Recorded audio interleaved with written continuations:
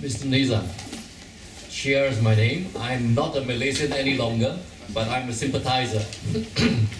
My question to you is, you mentioned about the existing UMNO government or BN government people being unchangeable in their ways. I read remarks made by past senior members that are pretty scary in terms of religious fanaticism. What do you have to say about that? There are a couple of them that seem to have very strong views on Sharia laws and things like that being implemented, and this was reported in the press as well. So what is your stand on that? Thank you for that highly enlightening question. I do not deny the fact that there are one or two senior leaders of past who were actually brought up from the old school of thoughts, which are still adamant about certain minute things. Now, those were isolated cases where only they are the ones that are having that opinion. It's not generally rapidly happening in the party. You look at me and you look at my friends in front. Do we portray any of those excessive, any of those treacherous behavior? From the remarks and from all the things that we have done, particularly in Kelantan 25 years, were there any communities which were being shortchanged? Were there any incidences that would portray a religious veracity or whatever? So I'm not denying the fact one or two did make those statements, but it is being maneuvered by our opponents as well. So thank you for highlighting this, but it is not a general understanding within PAS, because the members of parliaments in PAS, we could get along with DAP Keadilan. And I'm giving you the assurance now, the more UMNO is playing that sentiment to disintegrate us, the more we are committed with Pakatan Rakyat. Make no mistakes that PAS shall be with Pakatan Rakyat in our way ahead in the 14th, 15th future elections. We shall not leave Pakatan Rakyat. For whatever UMNO is putting a blame on us now, UMNO is saying by virtue of you having your close relationship with the AP in Pakatan Rakyat and Keadilan, you lost a state in Kedah.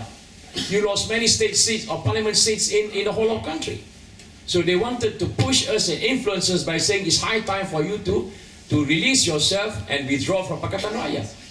But I'm saying here as a guarantee and a surety, being a member of the Central Working Committee, make no mistakes that we shall abide by the trusts, we shall abide by the promises that we have made, that we shall be with Pakatan Rakyat. So my take on it, do not take it at that level. Whenever you hear one or two of those statements, or just giving that perception, it's so negative. But that is not what we are in PAS as. Can I suggest that people like yourself, who appear to be very moderate and progressive looking, stand up and counter those remarks made by those handful of nasty guys. And I think this will be good to change the overall perception of Islam and Muslims in general as well, worldwide.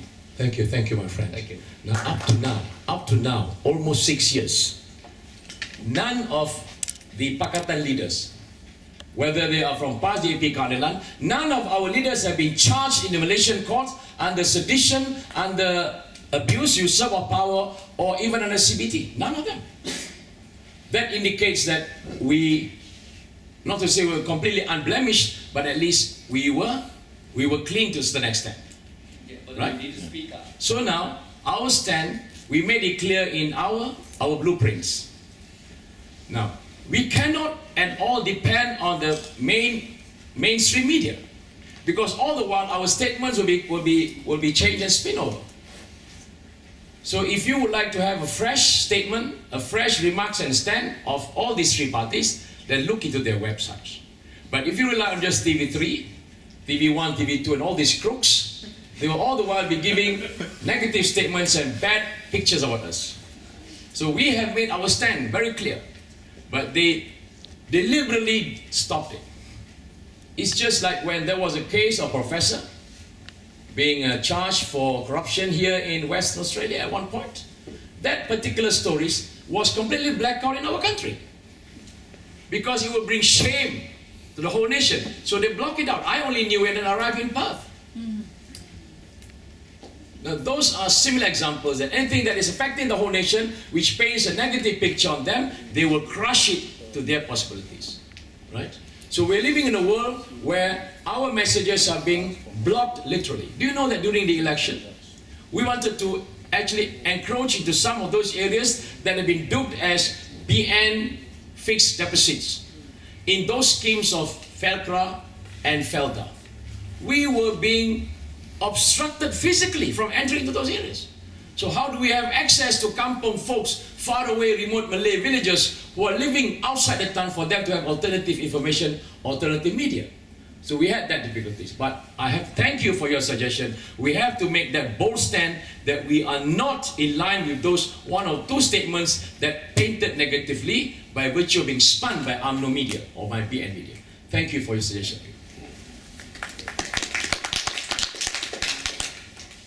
It's a question up front.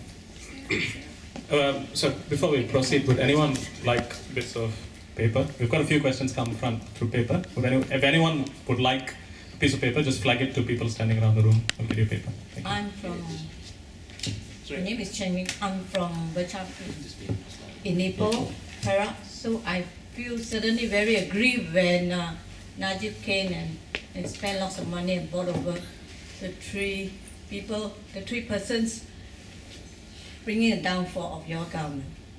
Now, have you learned anything from this nasty experience, and how can you guarantee if, let's say, by a stroke of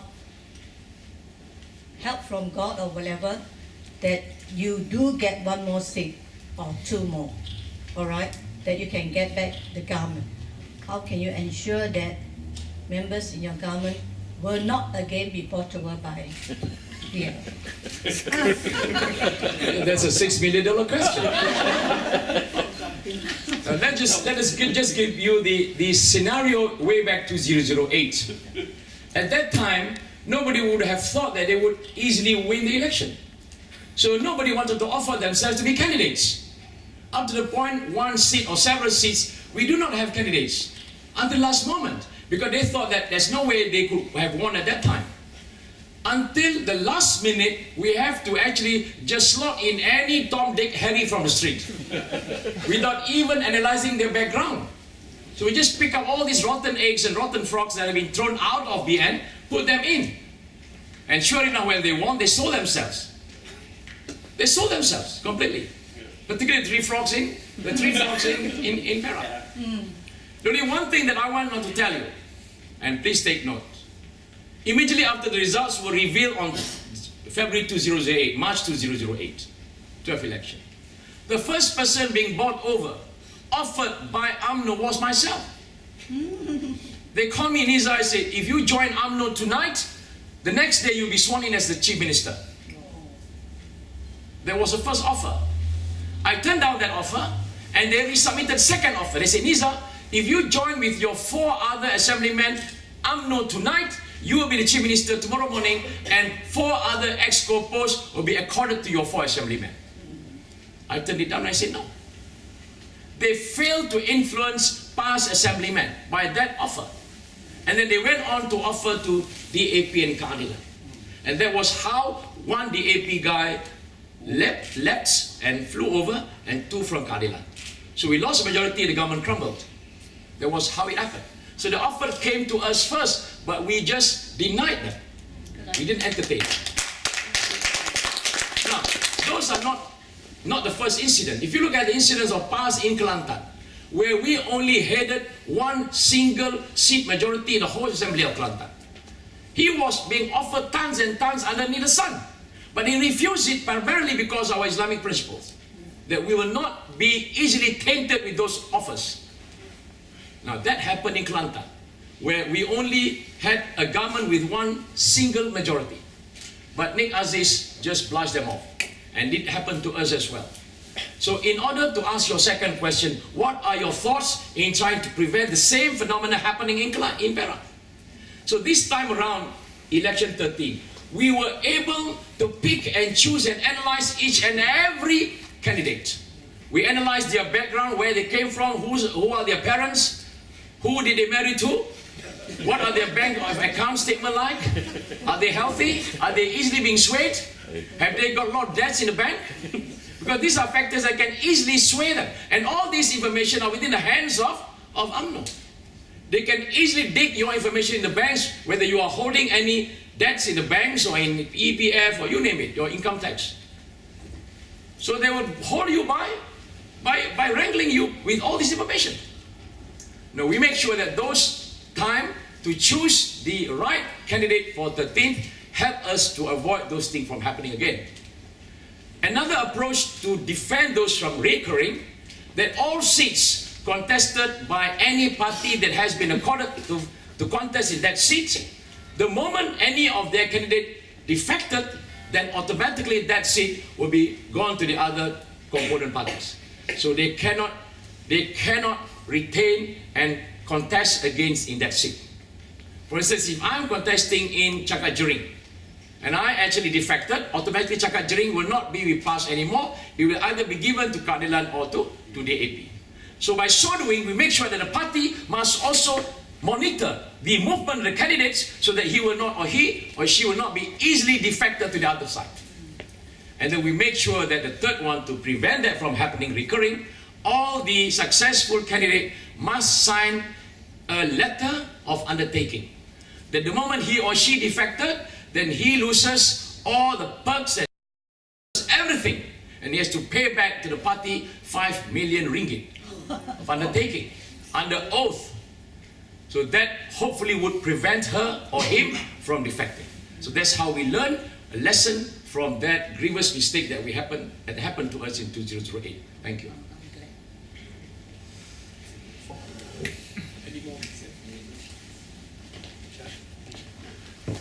Just a question. I'm from Teluk Intan, Perak. Just a question on this Tapa. I do know that there was a case of a political assassination of one of the candidates' secretary or something. And also there was a case of a blackout during the vote counting. What is the latest on that issue regarding Tapa? Well, it's a good observation of what happened in Tapa. In the Parliament of Tapa, Keadilan was contesting for the state of Parliament, for the Parliament seats, Keadilan, PKR. And they had got a very reputable candidate. And he was assisted by a very senior politician who was appointed during that campaigning period. Now, after the results was released, 2 days after that, we found that senior assistant, his aide, was missing. And there was a search all over the place, we couldn't track him. Only at one point somebody went fishing not very far from the left mine pool or whatever, the left mine. We saw clothing just floating. So they fished him and they found it was actually that senior aide of that candidate. He was murdered because of some scuffles that went on during the campaign period. Wasn't happy. Police reports were made, but up to now, nobody has been located to be responsible for that event. It was a political assassination, yes, it was true with that motive, but the police couldn't detect who was at the back of it. Or they don't want to. Now, that is just a small head or piece of the iceberg. You're talking about rampant happening of crime throughout the whole nation. Yeah. Crime is on the upsurge in Malaysia now. Because when things go high, then opportunities for jobs becoming declining. So people got no other choice to do except they do lots of crime activities. So much so that about a week ago, the house of the new Minister for Youth and Sports was ransacked and broken into. What more can you expect if a minister's house can be broken into? What about the non-minister's house? Right? The Minister of Home Affairs have been found to be involved in a crime. Can you imagine that? The Minister of Home Affairs. And he actually moved a submission to get that leave or state, whatever. But the court said, no, we will proceed with the hearing. A minister involved in a crime activity. And also, the chief of the police throughout the nation now, Ketua Polis Negara, was found to be responsible for the death of A. Kugan when A. Kugan was under his custody in Selangor when he was the chief police of Selangor. Again, involved in crime activities. And there is no way that we can put a stop any Malaysians under custody. The life is just at the tip of a blade. And we are living in that environment, my dear brothers and sisters. So that is just the tip of an iceberg. There are many, many more rampantly happening. Small kids missing from their home couldn't be traced up to now. Youngsters got murdered in buses, got raped. Nothing, no action taken. And that's the scenario that we're talking about. Why? Why does that happen? Because the police forces have been commanded to take care and monitor the movement of opposition leaders. Whenever we go for any activities, at least 7 or 8 high-ranking police officers will be at our back. Thus leaving a crack, leaving a hole, a lacuna happening in those areas where thugs come, they came and start doing all the crime activities. That bad is happening in our country now. Okay, a minister involved in a crime, the chief of police, the whole nation now, he was actually responsible for the death of A. Kugan and many others in custody. When is this going to stop? Until and unless a change in government is imminent for this to happen. And please support us to be in the forefront for us to repair those damages and make Malaysia as a home that we can just be like Victoria. A place that you can call home. A place where you should be here. A sunshine state. Whatever you call it. We have all those ingredients that you have here in Adelaide or in Melbourne that we can always emulate and bring it back to Malaysia. What is deep in my heart, my dear brothers and sisters? I wanted the Malaysians to have the liberty to choose a government based on his or her own fancy and freedom. A change of government does not necessarily mean what UMNO was saying. If they dare change a government, then there will be social upheaval. Can you imagine them giving that scenario? Like what happens in the Middle East on Arab Spring. We're not Arab Spring. And I always tell my counterparts, look at what happened in Australia. There's a change in the leadership of Labour. It is just normal change. Nothing happens to the party, nothing happens to the country. Likewise, if they ever have a new election in September, they would like Kevin Rudd to go on. Nothing happens to the country. They will push Julia Gillard. Doesn't matter. A new Prime Minister will take over. It's going to be safe and sound and smooth. We wanted that liberty to be emulated by our Malaysians back home in Kuala Lumpur. Would you like that to happen in Malaysia? Yes. Support us. Because we're giving them that option. Now they do not have option even though it's called Pilihan Raya. It's not Pilihan Raya, Pilihan Paksa is called. Because they are forced to elect UMNO Bangsa Nasional. And how did they do it? They won because they played the racist sentiment card.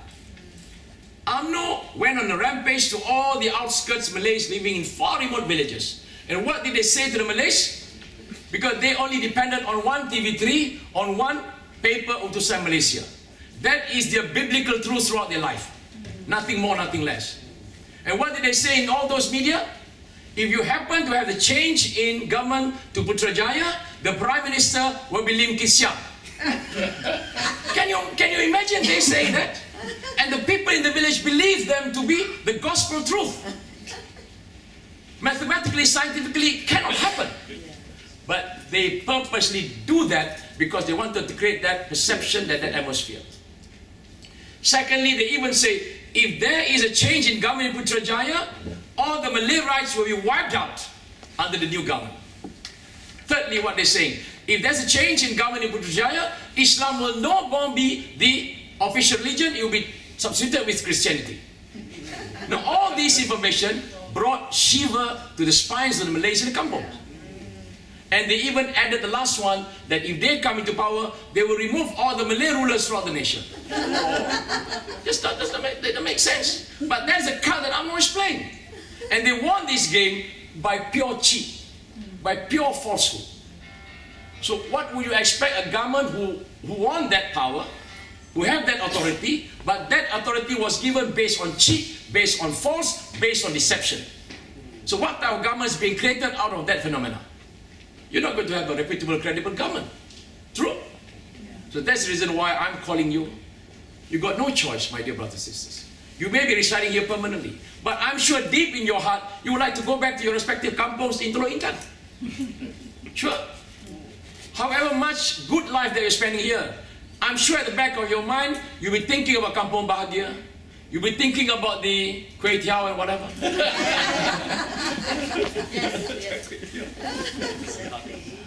Yes, that's a place. Whatever difficulty we face in Teluk Intan, Perak, in other kampongs, we still call them a home. Wouldn't you like to come back to Malaysia, come back to Perak? And we are creating in Perak for the first time a pull factor that is tremendous. Because I knew very well there were at least out of that 1 million Malaysians who are residing overseas at our station under what you call a package of brain drain. At least 30% of them are Perakians. They're residing in Sydney, in the US, in the UK, in Europe, and Japan. So we would like to bring these 30% Perakian back to Ipoh and serve in Ipoh. And they are ever willing to do that for us. A guy by the name of Tan Sri Jeffrey Chia.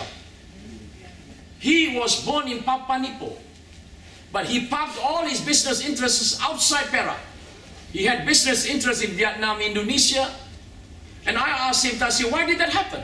It was because the then government, the BN government, he said, did not give me all the facilities that I should be pouring my interest to create jobs or whatever here in Perak. So we missed that golden opportunity. For the first time, I brought him in. I said, Tan Sri, you had some business investment here in this state. Why don't you increase with our presence now? He said, what can you offer? I have 400 million business investment in Tambun. And I requested from the then government to have just a slip road from the North-South Highway so that they don't have to enter Ipoh to go into Tambun, the Lost World Tambun. So I requested from that a small slip road from the highway into Tambun town. They couldn't make a decision. But he came to see me. With hardly less than 10 minutes, I made the decision, deal closed. Slip road will be constructed at a cost of 10 million ringgit. So what is so difficult for government to make that decision? Because all this while, the end, whenever make decision, the question behind that is, what's in it for me? So you can never have a state or government that will be based on pure, credible, and based on what you want to enhance the economic activities. You can never achieve that. Because what comes to their mind is, what's in it for my brothers, sisters, brother-in-law, mother, whatever. And those are the business etiquettes in Perak. It's not how you do, it's who you know. My dear brothers. So I would have hoped that you will have that inspiration to go back and serve our beloved nation and make it a state where they enjoy like what we are enjoying in Adelaide. I believe it's a little bit unjust in me where I can pleasantly myself.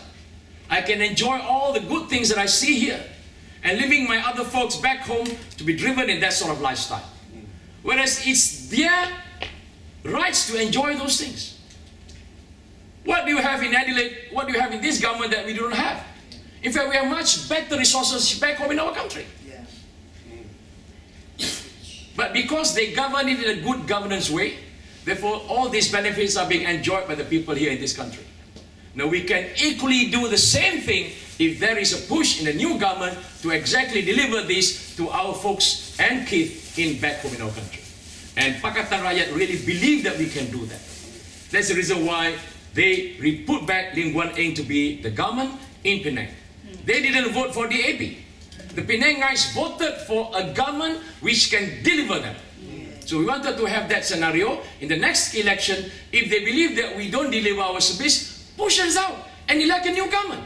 That sort of liberty and freedom that we want to accord to the Malaysians, to a two-party system. If they like us, they can always be with us for another term.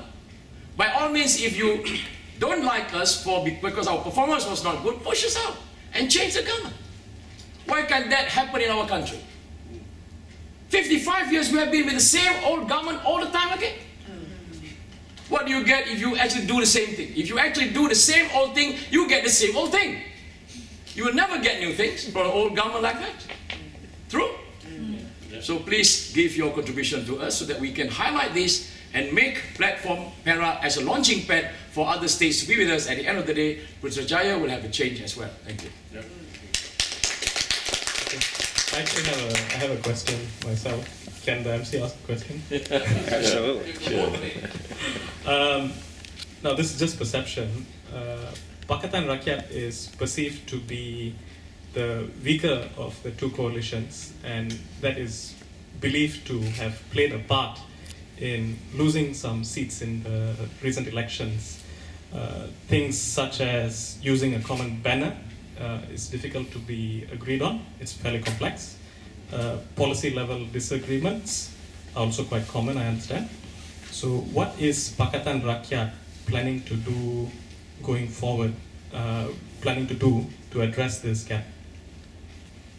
Well, that's a wonderful question, probably. Now, number one, the attempt to register one single logo representing Pakatan Rakyat has been deliberately made difficult by the authorities.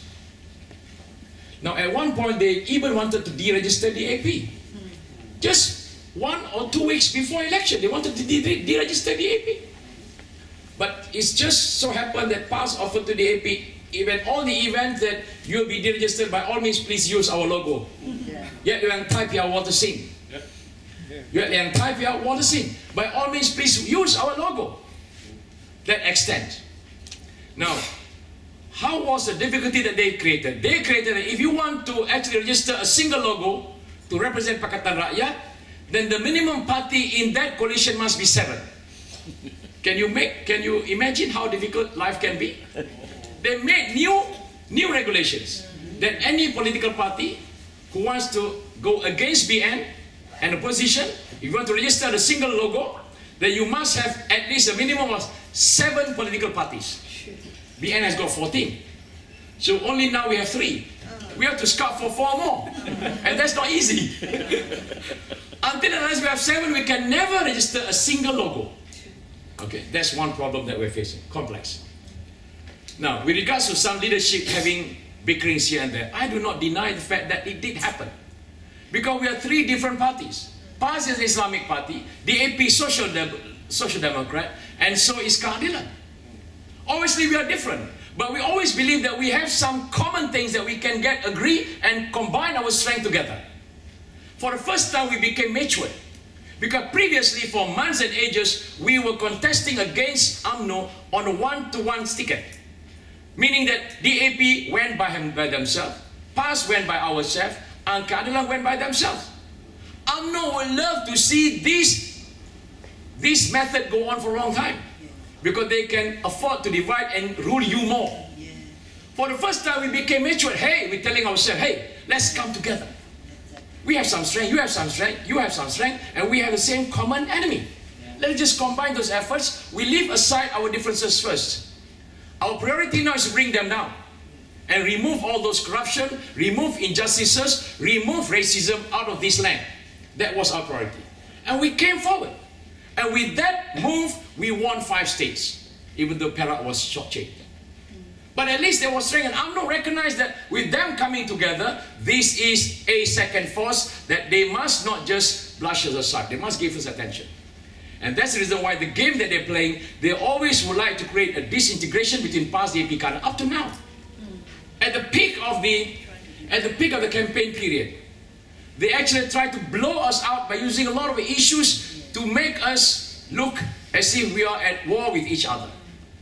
So one of our weaknesses that we identify is that when we are being pushed either through handphones or through our tweets by UMNO bloggers, then we created some statements that they can actually play you out.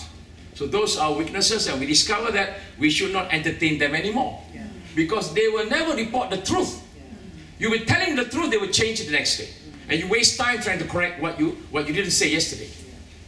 And those things were of benefit to us because we learned that lesson. We will never make it again.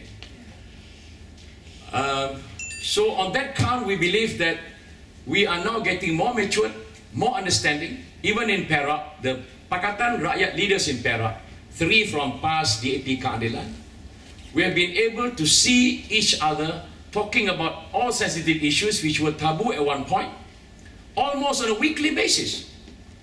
Almost on a weekly basis. So much so that in this election, that the Chinese in Perak gave their unconditional support to a PAS candidate. Likewise, PAS voters, Malay voters, gave their unconditional, unrelentless support to DAP candidates. What does that show? That shows that in Perak we have been able to remove all the racial background, all the racial barrier anymore. I enjoyed when I was contesting in Bukit Gantang for the first time. The Chinese community in Bukit Gantang gave me a support of tantamount to 82%. The highest ever achieved by any PAS candidate. Even Lim Kee Siang made the statement, I contested in the heavily Chinese area, I did not enjoy like you. I only got in Ipoh Timur 72% Chinese voters. There you enjoyed 82% Chinese voters. You know? So that was happening in Perak. So we managed to remove those racial background anymore. That means the Perakians in particular and many Malaysians, they chose the candidate not because he is white, green or from this party. They chose that he can be a representative to create a good government. That was what they had in mind. So that was a question probably on middle. I think Mike's in front. Nama saya Lim dari Ipoh Perak. Saya ada 2 soalan. Pertama sekali, kalau mereka yang bagi mereka yang tak menderma wang, bagaimana dan adakah ia akan sampai di tangan Datuk Seri? For sure, and make a good use. Sejumlah wang yang besar, you probably won't find in the box today. Soalan kedua, this is a personal question. I've always wondered, has RPK actually jumped ship? Please feel free not to answer if you're not don't want to. It's just a personal question because for me, RPK was a big source of information and I think he's a very learned man. Having said all I've said, so those are my 2 questions. Thank you very much. Soalan yang baik daripada Lim Ipoh. You know?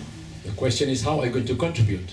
Now, you can always contact us through the accounts that we have, which is a common Pakatan Rakyat account way back in Ipoh, and that will be in safe hands because we shall be returning back all those amount that we collected here from the advances that were made by some corporate figures in Perak who were very sympathetic to us. They knew the cost incurred in that petition, therefore they advanced to us. We were owing them.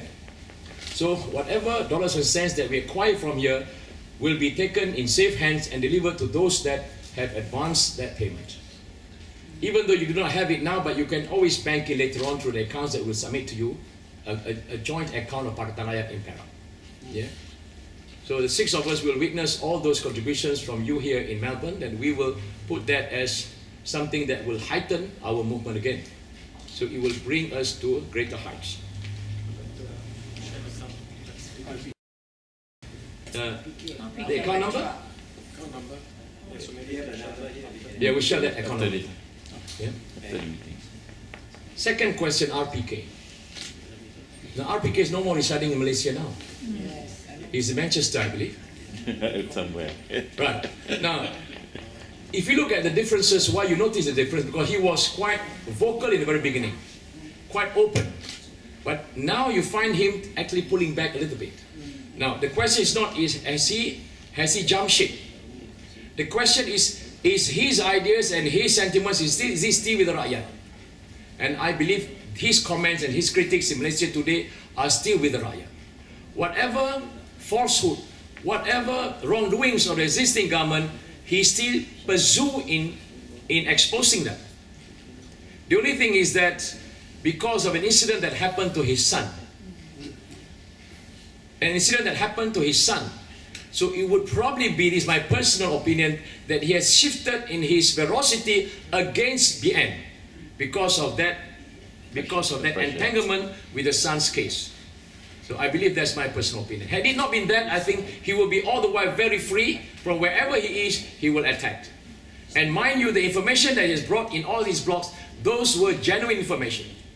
I checked it out in one of the incidents that he wrote long time ago on Perak crisis. Because he was against the coup. And he has so many reasons behind that, why the coup should not happen. And I look at the facts and figures in many of his articles about Perak crisis at that time. And they were very, very precise. So which means that his source of information can be believed to be genuine. So which means that I believe he has not jumped ship, but he has more or less retracted his position in combating by probably reducing a little bit. But at the end of the day, you notice that his opinion is still straightforward, that once you're wrong, you're wrong. Okay? That he can never compromise with all those bad wrongdoings or whatever. Yeah. How many times have not been wrong? How many? How many times have not and the Barisan been wrong? Plenty of times already. Exactly. So Kamaradin should look at that. You have to just look at that. Don't judge a few wrongs of the opposition. Right, sure. The problem is he work alone. That's the problem. Question for gentleman there, please. My name is Danish. I'm from Penang, and it's a privilege to come to see you, and also it's a privilege for you to govern previously the beautiful state of Perak. Your speech was very touching, and I just got just few brief questions.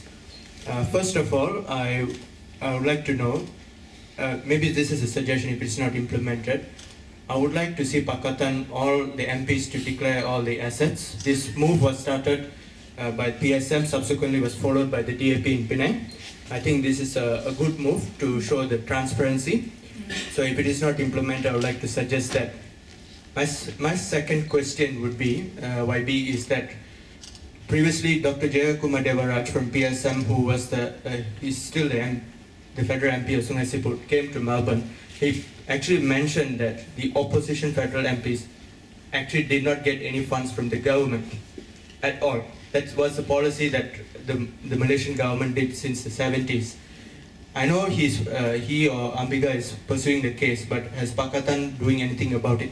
Thank you. That's a good question, Danish, for Penang. The first question, declaring of assets by all Pakatan Rakyat Assemblymen, Assemblywomen, and Member of Parliament. I think the move was actually initiated by Guan Eng, because he himself disclosed all his assets, including all the excos in Kelantan. Now, PAS did that in Kelantan. In Kelantan, the exco members of PAS and Nick Aziz themselves already declared long time ago. And I think it's a good, noble suggestion of yours for all Pakatan Rakyat leaders to expose their assets. Selangor also done. Selangor also done. They already, Tan Sri Khalid, they already exposed that. Because if we do this, then we will be first hand compared to BN, because BN mooted the idea as well, but they dare not do it. Because why? Because it will create ripples as well. So they did not do it. So I think that's a very noble suggestion of yours, because we Pakatan Rakyat got nothing to hide. They declared to the PM. Huh? Their minister declared to PM. Yeah, they declared to the PM did not declare to anybody.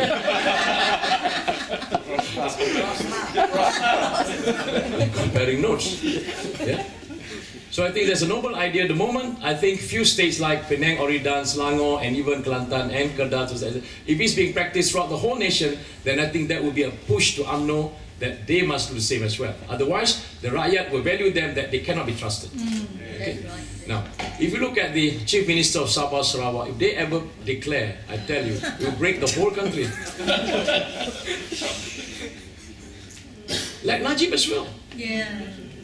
Can you imagine him spending taxpayers' money just to celebrate the engagement of his daughter, something like that, at a cost of $500,000? And that was exposed in the parliament. We actually exposed a bill from Shangri-La just to serve that function at that night. It's not engagement, it's just a wedding reception, something like that. $500,000. Engagement. Engagement, yes. And his birthday party was spending something like 80,000 just for Najib's 60th 566 anniversary, 80,000. So these things are going on and need to be clarified, need to be disclosed as well.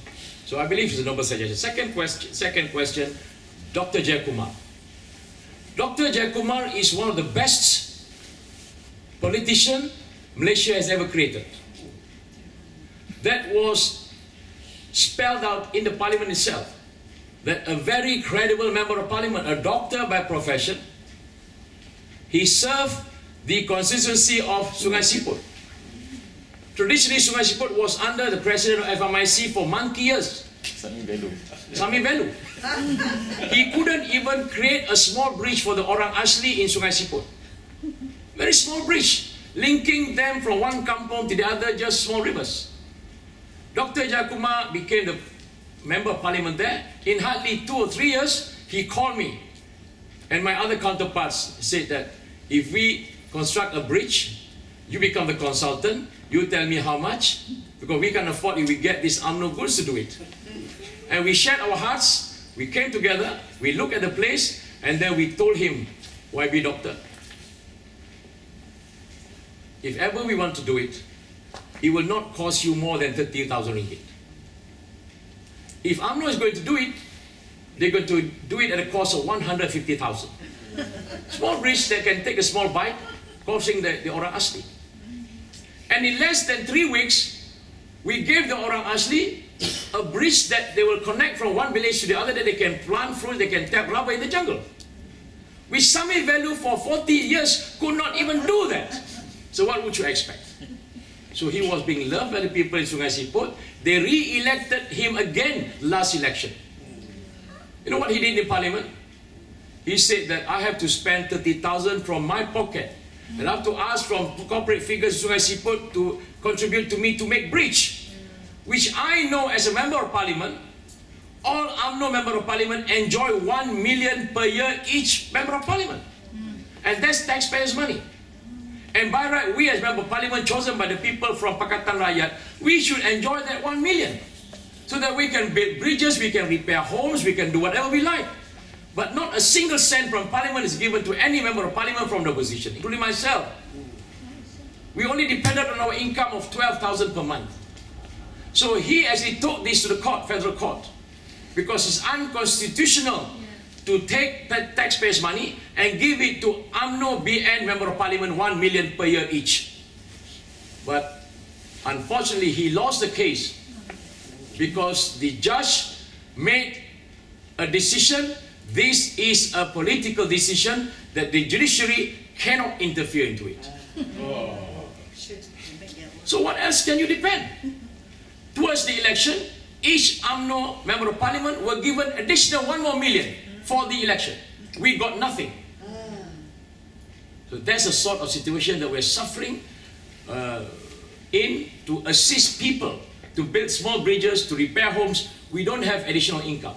We only rely on contribution by people who are sympathetic to our cause. They give us 50 ringgit, 100 ringgit. We collected it and do that, give it back to the people.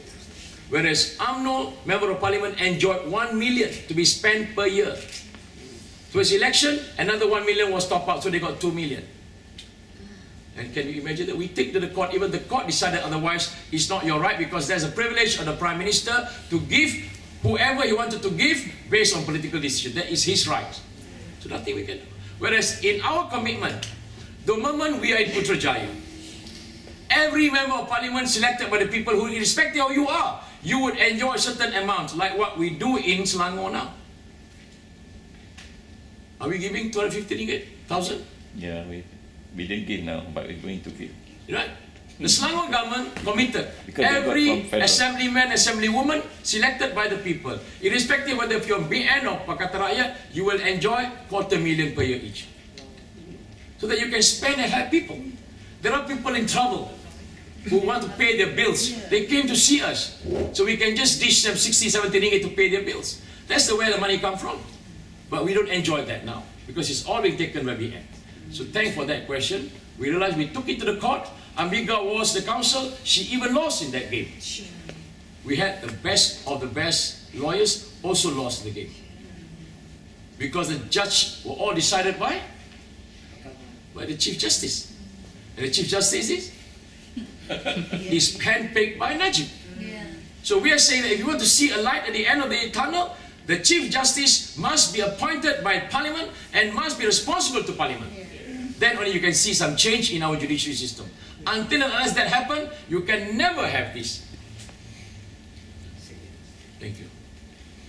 I've got a written question which leads into the topic of judiciary. Now, question is, how confident are you that the judiciary will return justice in your favor in spite of all evidence that you have outlined? And following from that also another question, will the judge for petitions of fraud be independent? It's a good question. Let me tell you, historically past, throughout many of these elections before, we did submit several election petitions, 20 in all. And out of that 20, we were successful 2 out of 20. So we are backing on that by saying that we are now having 43 petitions all over the nation, passed alone. So if out of 20 we got 2, and if we submit 43 now, maybe we can get more. Because the facts of the merit of the case before was different from now. At that point in time, maybe 2 or 3 elections before, the popular votes were with BN. They enjoyed 60% of the popular votes. So the judge had to take that into account. But now, 55% of Perakian voted for us. So that case and that fact changed it. So we hope that the judge will make her or himself clear on these facts. So it is that I'm banging on my confidence level. Secondly, we are also saying that our evidence are foolproof. Our evidence are very clear and obvious, submitted by clear evidence and clear proofs to the court. So that gave us a confidence level. Number 3, our group of counsels now that is helping us in Perak comprise of prominent ex-judges in Malaysia. One of them I can say now, but probably after this it will leak, but never doesn't matter. His name is Datuk Seri Gopal Sri Ram. Does that name ring a bell? Yes. Now he just retired from the Malaysian judiciary system. When he looked at the results, when he analyzed the evidence and we analyzed back the gazetted figures, he couldn't stand still. He offered himself that I could not tolerate those frauds and cheats and whatever have you. I have to defend the rights of the people, and I'm offering myself an ex-judge to help the people. So he actually worked together with Pakatan Rakyat lawyers in advising us what to do and how best to face the judges. Somebody was telling him, hey judge, it is always your ethics that when you expire or retire from being a judge, you cannot involve yourself in court practices anymore. He said, yes, I agree. But let me just tell you, I'm a fireman. Huh? When I was working with the fire brigade, I learned all the tactics of fire combat. But after my service expires, I went for retirement and I stayed at home. But don't tell me when my neighbor's house got fire, I just kept aside and said, it's none of my business. I still have to combat the fire because I knew the nooks and corners of fighting fire. So likewise, he said, when I see injustices have been imposed and the rights have been snatched and the fraudulent have been so rampant, I must offer myself back to save the judiciary system. And there's a war in the Bar Council now that there has never been a practice except for Saleh Abbas offered himself to defend cases. Now is Gopal Sri Ram. That is three reasons for confidence increase in our petition. The only thing that set us a little bit back, because the Chief Justice has nominated 12 senior judges to read on all these petitions throughout the nation. Out of the 12, 3 was designated for Perak to handle the 8 cases. And we knew from that 3, one of them, her blood is blue in color. Suffice for me to say that.